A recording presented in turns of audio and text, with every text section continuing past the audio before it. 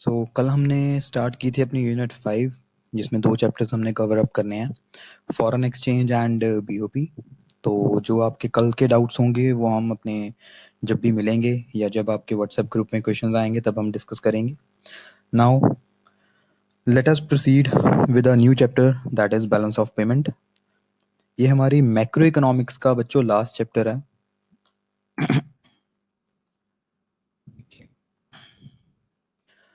तो balance of payment का मतलब क्या होता है? मतलब BOP account. It refers to a statement of account showing all monetary transactions of a country with the rest of the world during a period of 1 year. मतलब in simple words, we can say that when country to country transactions or foreign transactions takes place, then use of BOP account comes into existence। मतलब अगर हमारे India ने किसी और country के साथ कोई ट्रेड किया या फिर पैसे का लेन देन हुआ, ठीक है, तो वो ट्रांजैक्शन हमारी इंडियन इकोनॉमी या इंडियन गवर्नमेंट जिस अकाउंट में रिकॉर्ड करती है उसको हम बोलते हैं बैलेंस ऑफ पेमेंट अकाउंट। ठीक है, तो it refers to a statement of account showing all monetary transactions of a country with the rest of the world. ये यहाँ पे वर्ड लिखा हुआ है with the rest of the world, ये इंपॉर्टेंट है। ठीक है, नेक्स्ट कंपोनेंट्स ऑफ बीओपी। जैसे हम अकाउंटेंसी में पढ़ते हैं ना कि हमारे पास एक लेजर अकाउंट होता है जिसकी दो साइड्स होती हैं, डेबिट और क्रेडिट। इसका स्ट्रक्चर भी बिल्कुल सेम ही होता है, आगे जाके मैंने कवर अप किया उसको। तो देखो, बीओपी अकाउंट में बेसिकली हम कौन कौन सी ट्रांजेक्शन्स को कवर अप करेंगे। फर्स्ट है करंट अकाउंट, सेकंड है कैपिटल अकाउंट एंड थर्ड है ऑफिशियल रिजर्व्स अकाउंट। ठीक है, तो ये हमारे पास तीन मेन ब्रॉड कैटेगरीज हैं बीओपी अकाउंट्स की। नेक्स्ट है कंपोनेंट ऑफ बीओपी। देखो बच्चों, जो भी आपकी टेक्स्ट बुक है ना टीआर जैन, उसको साथ साथ हमेशा ओपन रखा करो, क्योंकि ये मैंने जितने भी टॉपिक्स प्रिपेयर किए हुए हैं पीपीटी में वो सारे आपकी टॉपिक, आपकी बुक के टॉपिक के अकॉर्डिंग है। ठीक है, तो ये चार्ट आपकी बुक में नहीं मिलेगा आपको, इसको अपनी फेयर नोटबुक पे जरूर नोट करना। तो कंपोनेंट्स ऑफ बीओपी, एक तो हमारे पास बुकिश लैंग्वेज के अकॉर्डिंग देखें तो हमारे पास ये तीन बनेंगे, current, capital and official reserves. But मैंने इसको थोड़ा और इजीली क्लासिफाई किया है चार पार्ट्स में: goods, services, current transfers and capital transactions. So goods से रिलेटेड ऐसी कौन कौन सी ट्रांजेक्शंस हैं? इंपोर्ट एंड एक्सपोर्ट, जिसको हम बोलते हैं balance of trade. BOT is a short form of this account. Visible trade, it is also known as visible trade because goods को हम देख सकते हैं, टच कर सकते हैं, फील कर सकते हैं, और इसी को हम बोलते हैं बैलेंस ऑफ विजिबल्स। तो इसके तीन नाम है: balance of trade, visible trade and balance of visibles. Next है हमारे पास services which are intangible in nature, या फिर हम बोल सकते हैं विच इज इनविजिबल।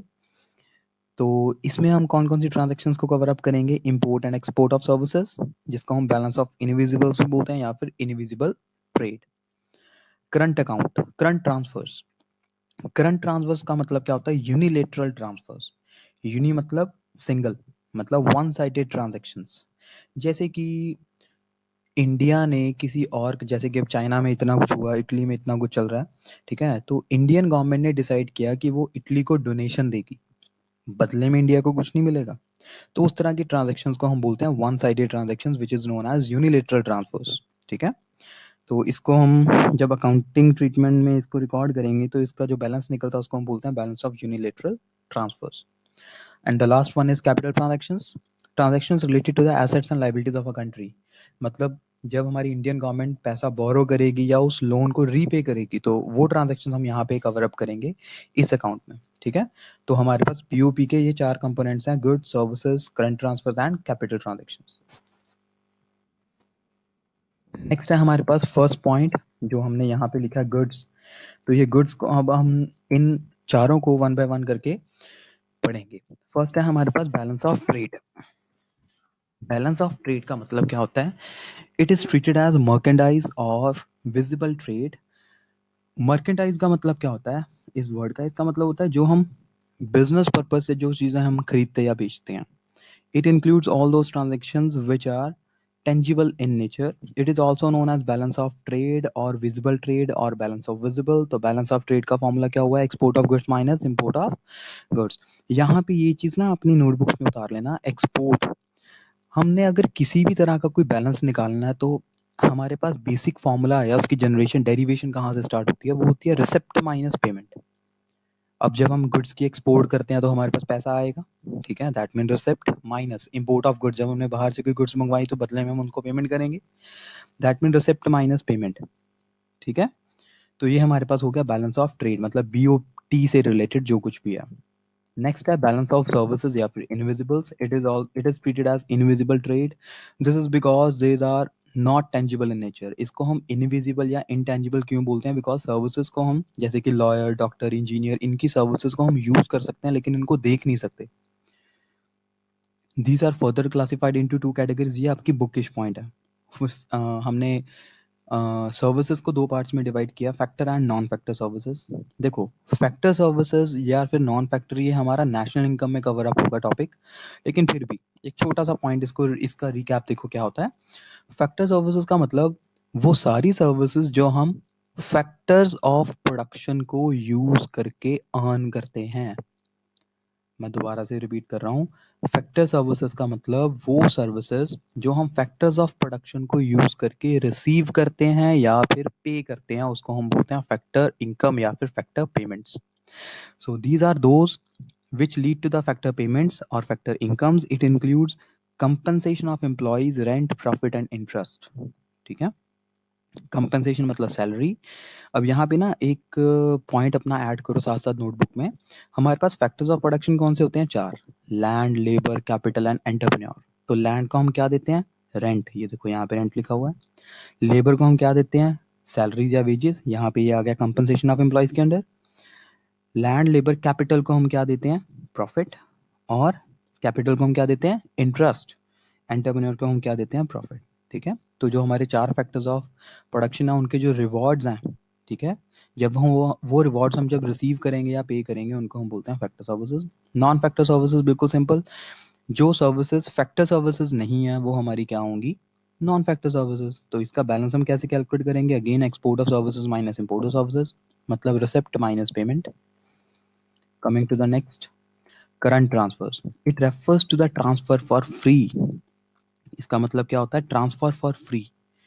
जब आप अपनी साथ साथ बुक उठाओगे ना तो वीडियो को पॉज करके साथ साथ अपने टॉपिक्स को रीड आउट करना, आपको ये सारे पॉइंट्स उसमें मिलेंगे।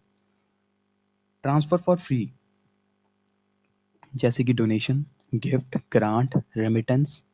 Unilateral transfer means one sided transaction such as gift, grant, donation and remittance. Remittance word क्या होता है, मैंने कल भी समझाया था फॉरेन एक्सचेंज की वीडियो में। रेमिटेंस का मतलब जैसे कोई मेरा ब्रदर बाकर बाहर पढ़ता है, मैंने उसको सेमेस्टर की फी पे ऑफ करनी है, इंडिया से भेजनी है, ठीक है, तो बदले में वो मेरे को थोड़ा ना कुछ भेजेगा। सिमिलरली अगर हम किसी के बर्थडे या किसी ओकेजन पे किसी को गिफ्ट देते हैं तो बदले में हमें वो पर्सन थोड़ा ना कुछ पे ऑफ करता है। तो ये सारी ट्रांजेक्शन हमारे पास क्या होती है, unilateral.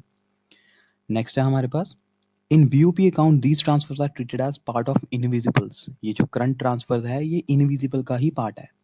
Balance of unilateral transfer is the difference between unilateral receipts and payments. बिल्कुल सही है, मतलब इसका फॉर्मूला क्या बनेगा, unilateral receipt minus unilateral payments. Next one is balance of current account. अब current account and capital account. Current account का balance हम कैसे कैलकुलेट करते हैं, it refers to the sum total of visible, invisible and current transfers. मतलब कि जब हम विजिबल, इनविजिबल और करंट ट्रांसफर इन तीनों के बैलेंसेस को ऐड करेंगे तो हमारे पास वैल्यू आएगी बैलेंस ऑफ करंट अकाउंट की। ओके, नेक्स्ट है balance of capital account. Balance of capital account का मतलब it record all those transactions which are related with the assets and liabilities of a country. It covers all those transactions which are related with the increase or decrease in the value of assets and liabilities of a country. मतलब जब country के assets या liabilities की values में increase या decrease होगा तो वो transactions हम record करेंगे balance of capital account में। अब it has broadly 5 components. Capital account की ट्रांजेक्शन्स को मैंने 5 कैटेगरीज में डिवाइड किया हुआ है। आपकी बुक में पहले 2 पार्ट्स हैं, उसके बाद उन्होंने 3 पार्ट्स अलग से दिए हुए हैं, मैंने उन पांचों को क्लब कर लिया, ठीक है। That is borrowings, foreign investment, NRI deposit, banking capital and trade credit. अब हम वन बाय वन पहले इसको पढ़ते हैं, साथ साथ अपनी बुक ओपन करना, मार्क करते रहना पॉइंट्स। लो जी, तो इंपॉर्टेंट ऑब्जर्वेशंस हमारे पास क्या है, borrowings are further split into commercial borrowings and external assistance. मतलब बोरिंग्स हमारे पास दो तरह की होती हैं, या तो होती है कमर्शियल बोरिंग या होती है असिस्टेंस। कमर्शियल बोरिंग और असिस्टेंस में मेन डिफरेंस क्या है, जो हमारे पास कमर्शियल बोरिंग है वो हमें अवेलेबल कहाँ पे होती है, किस रेट ऑफ इंटरेस्ट के जो मार्केट में चल रहा है। जैसे कि अगर मैंने एस बी आई से लोन लिया 10% रेट ऑफ इंटरेस्ट पे। तो अगर मैं यही लोन किसी और बैंक से लेता तब भी मेरे को 10% पे मिलता, मतलब जो रेट मार्केट में चल रहा है। तो वो उसको हम बोलते हैं कमर्शियल बोरिंग। नेक्स्ट है हमारे पास असिस्टेंस। असिस्टेंस का मतलब क्या होता है? असिस्टेंस का मतलब होता है कहाँ पे हाँ, असिस्टेंस का मतलब क्या होता है? Which is available at concessional rate of interest. भाई मार्केट में लोन का रेट ऑफ इंटरेस्ट चल रहा था 10%, लेकिन मेरा फ्रेंड कहता है यार तू बैंक से मत ले, मैं तेरे को 8 या 9% पे लोन दे रहा हूँ, तो तू मेरे से ले ले। तो उसको हम बोलते हैं असिस्टेंस, मतलब किसी की हेल्प करना। फॉरेन इन्वेस्टमेंट, ये हमारा second component. Foreign investment is divided into two parts, that is portfolio investment and FDI. Portfolio का मतलब क्या होता है? Group of investments.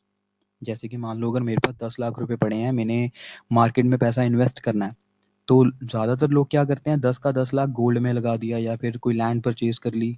लेकिन जो हमारे पास सीएस होते हैं, सीएस होते हैं, कंपनी सेक्रेटरीज, ठीक है ना, जो हमारे पास मर्चेंट बैंकर्स होते हैं, उनका मेन काम क्या होता है कि वो सारे का सारा पैसा एक ही पर्पस में यूटिलाइज नहीं करते।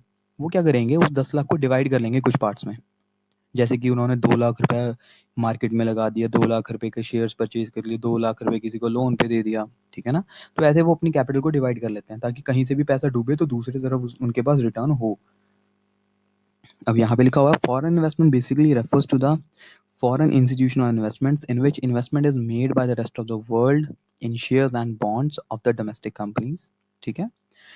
जबकि एफडीआई का मतलब क्या होता है? ऑनरशिप ऑफ एंटरप्राइजेज, जैसे कि वॉलमार्ट। मतलब बाहर से कोई बंदा जब इंडिया में आके प्रॉपर्टी परचेज करके अपना बिजनेस स्टार्ट कर रहा है, उसको हम बोलते हैं एफडीआई। बाहर से जब कोई बंदा इंडिया में आके इंडियन किसी कंपनी जैसे रिलायंस इंडस्ट्रीज के शेयर्स परचेज कर रहा है, उसको हम बोलते हैं पोर्टफोलियो इन्वेस्टमेंट, ठीक है। तो डिफरेंस ध्यान में रखना दोनों का। थर्ड है हमारे पास एनआरआई डिपॉजिट्स। कहता NRI deposits are treated as a part of capital account which are being deposited by non residents in India in a particular banks. अब यहाँ पे ना एनआरआई डिपॉजिट्स दो तरह के होते हैं। कैसे? एक तो हो गया कि भाई मेरा ब्रदर पहले पढ़ने के लिए गया, लेकिन अब वो वहाँ पे उसको सिटीजनशिप मिल गई, दैट मीन्स वो वहाँ पे पीआर हो गया, ठीक है। पीआर होने के बाद जब वो इंडिया में मेरे को पैसे भेजता है, तो वो भी तो एनआरआई डिपॉजिट ही हुआ। लेकिन यहाँ पे कौन सा एनआरआई डिपॉजिट की बात कर रहा है? वो वाला एनआरआई डिपॉजिट जब वो मेरा भाई इंडिया में आके इंडियन बैंक में अपना अकाउंट ओपन करवाएगा और उस अकाउंट में अपने पैसे सेव करना शुरू करेगा, तो वो पैसा हम कहाँ पे ट्रीट करते हैं, उसको कहाँ पे ट्रांसफर करते हैं? कैपिटल अकाउंट में, ठीक है। फोर्थ हमारे पास पॉइंट क्या है? Banking capital. Banking capital refers to the foreign assets held by the commercial bank. हमारे इंडिया में जितने भी कमर्शियल बैंक्स हैं, चाहे वो प्राइवेट हैं या पब्लिक सेक्टर बैंक्स हैं, उनके पास जितने भी फॉरेन एसेट्स अवेलेबल हैं, फॉरेन करेंसी, फॉरेन एक्सचेंज, कुछ भी अवेलेबल है, उसको हम बोलते हैं banking capital. Short term trade credit, ये हमने +1 की बिजनेस स्टडीज में पढ़ा था। ट्रेड क्रेडिट क्या होता है? भाई गुड्स को उधार पे खरीदना या बेचना, उसको हम बोलते हैं ट्रेड क्रेडिट। यहाँ पे हम गुड्स खरीदेंगे बेचेंगे, मतलब इंपोर्ट या एक्सपोर्ट करेंगे ग्लोबली।